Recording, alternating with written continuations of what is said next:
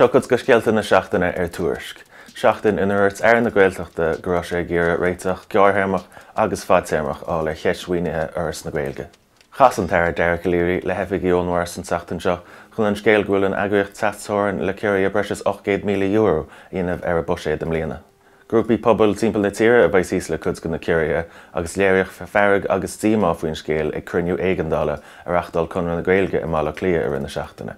Séiteach an scéal ainis a chruú idir Sinn Féin agus an DUP is stormant go fóil agus an DUP ag gur bach ar thocrú nua muoinithe.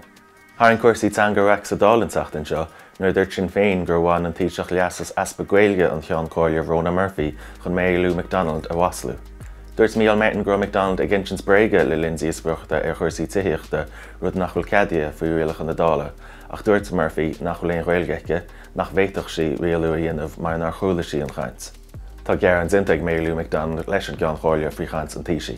Bhí aglah simúla ag Bridget Brenach an seachtain seo le beirt chumadí órán faoin na go sihir. Chrú órán le Háine Durcan críomh na hÉireann ag an bhéile fan chéalteach le gairid agus leabhar sí le Bridget faoin gaiiliúint sa spreagaí chun an táir an na scríomh. Leabhar Bridget chomá leis an áraní Páirc Jack faoin na chéirid agus é sátas a gceol ó bhí sé na leadóg. Tá colla nua agan ar an saomh an seachtain seo chomá dílann Tuairisc ina ggurfar ar scríbhneoirí scéalta beaga agus mára ar fáil.